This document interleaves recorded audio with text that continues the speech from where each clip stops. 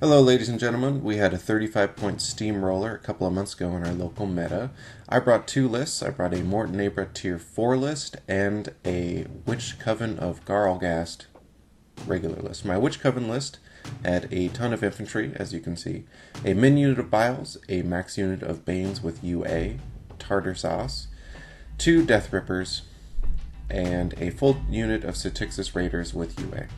My opponent was running an absolutely one tier list with a Nerif, Scythian, Carnivian, two Shredders, and a Stinger. And I believe he had two Shepherds and a Abomination, I think is the one that can re-Fury and use it to his own advantage. So our people in the Steamroller, there was a Cryx player, myself, Convergence of Cirrus, Kador, and Menoth. And then for Hordes, we had one Scorn player and this Legion player. I wanted to really win against this Legion player because he was wearing a hat that said Legion OP. I couldn't stand it. So we deployed Bile Thralls at the top with a Styxis Raider screen, Witch Coven in the middle, Tartar Sauce near enough to the Banes, but behind the forest because he can deal with that being ghostly. And then we go to my turn. Styxis Raiders again are going to run, and they're going to try to conquer that top zone. I only want to be strong enough to contest it. I don't think the unit will be strong enough to kill an entire two heavy war beasts. Next, I'm considering my options here, and got a couple of questions from my opponent who's setting up his cards. I finally decide to run Tartar Sauce up through the forest because he's ghostly.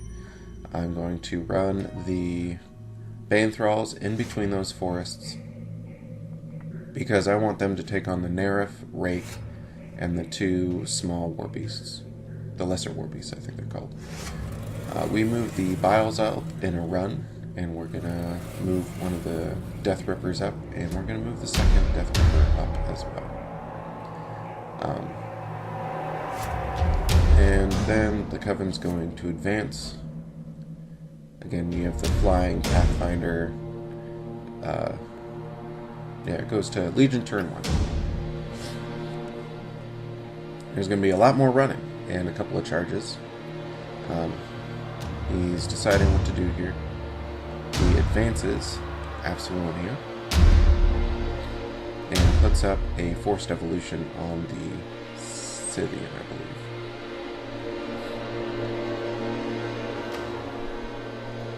Let's see, what's he doing now? We moved the Death Clock out of the way because it was a little annoying. Let's see, he really had to think about it when he activated. So we have the Nerif that runs, and Riles for 1. And then we have the Rake, Walk, and then Leap, which is a force to leap. And I think he Riles up as well.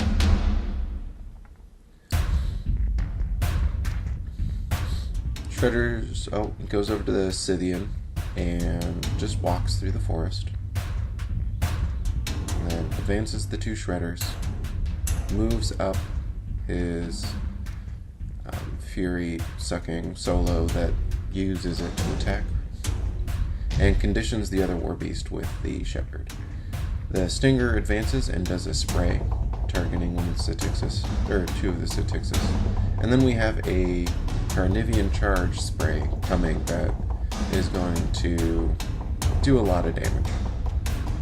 So he catches both the front Styxis and the UA, and even with defense 16, he's boosting to hit and annihilates both.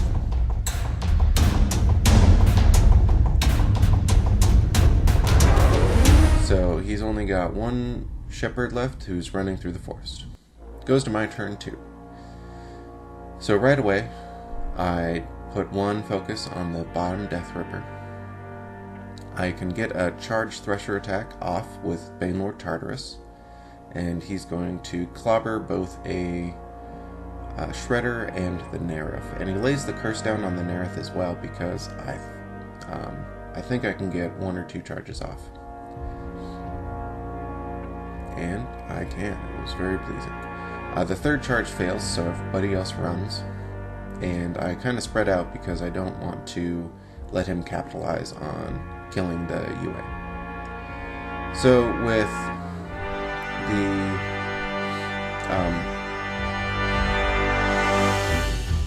the Bane Thralls, they put a lot of hurt into the Nerif and they wipe it out. Unfortunately, Bane Lord Tartarus had missed and just did a little bit damage on the Nerif, but the Shredders are still fully active. Ask my opponent the defense and armor of his Scythians. I retreat, and I'm going to pop my feet. I'm basically just trying to keep the top objective alive, and the witches don't need to do anymore. I also ran up a Death Ripper to try to threaten an assassination. I put a few Stygian blasts into one of the Shredders, and I wipe him out. And then I decided to put a Infernal Machine up on that bottom Death Ripper. Again, I'm trying to get an assassination off next turn, and he doesn't know my movement tricks, what the orange giving him. The trees keep getting in the way, so we toss them aside. I run up the Bile Thralls again, because my opponent has never seen them and doesn't know that they auto-hit. Legion goes on to their turn. I hand him the tape measure as a kindness. He wanted to know who was in the feet, and if it was a pulse or an aura, and I told him that it was an aura, and that I would check my control range at any point that he would desire. So he's going to spend some time in the think tank and decide what he's going to do. He advances up the Carnivian and sprays, which is going to hit the Death Ripper and 2 of the Satixis. We're not going to roll for damage because it's going to auto kill. And then he boosts on the chicken and misses. He's asking the defense and armor of my Bane Thralls and of Lord Tartarus. Bane Lord Tartarus, I should call him by his real name. He's really good. That little monster advances and attacks the Satixis Raiders with a spray. I forgot that he wouldn't have been able to spray had he been engaged in melee, which he was because I reached. The Scythian walks up, and he's also threatening an assassination of himself. He's got a Bile Thrall and a Satixis Raider in his attack arcs, but he had to run to get there. So I think that's everything for the top area, and then it's going to go over here. The Shredder goes up, and he's going to go rabid and try to take out Bane Lord Tartarus. He attacks, and he's going to miss the first one, hit the second one, but do not enough damage to kill him. I think Tartarus hung on with like 2 hit points. The little monster comes up here, and she's going to start attacking the Bane Thralls over here, and the feat really is helping my guys survive. He attacks and kills 2 of the Bane Thralls, and I do not succeed toughs. The Shepherd comes up and starts attacking as well. And gets a hit, and I tough. And they walk up, attack, and do no damage with the Shepherd. So the Rake here is going to force and jump. He's going to try to take out Bane Lord Tartarus. Boosting to hit hits, and boosting damage. He rolls very poorly and doesn't do no damage. Attacks again and does no damage again. I believe my opponent was slightly tilting at this point. And he decides that I'm going to be able to take these objectives no matter what, so he's positioning for an assassination.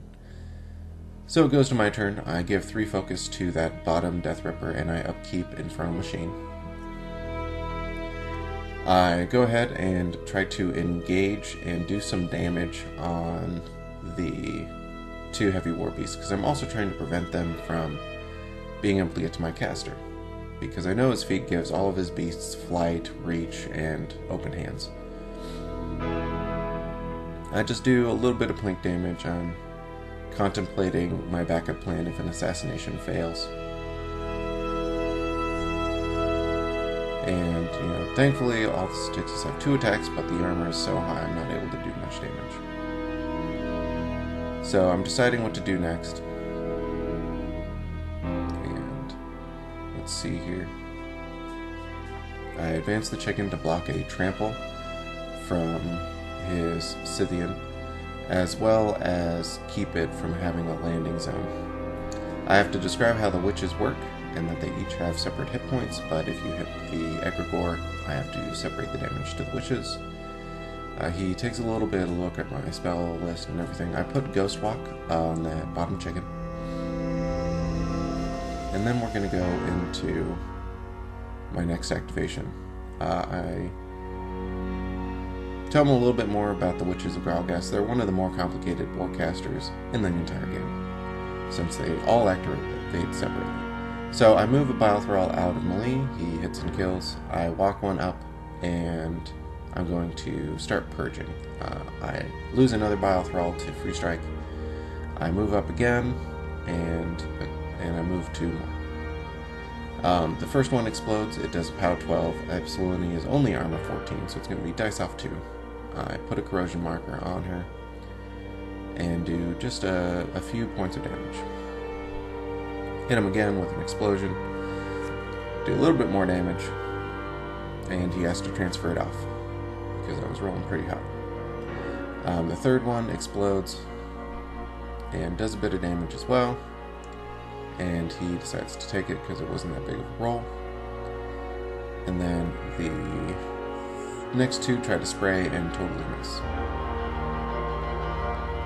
So the Death Ripper with Ghost Walk can charge 12 inches, and I can go through the wall. So I go through the wall, I have the Death Ripper on her, I decide to boost to attack, and I hit, and I do charge damage. He has to transfer it off. And then, thanks to sustained attack, I get an auto hit on the next one, and kill Absolunia, ending our very first game. Thank you for joining me.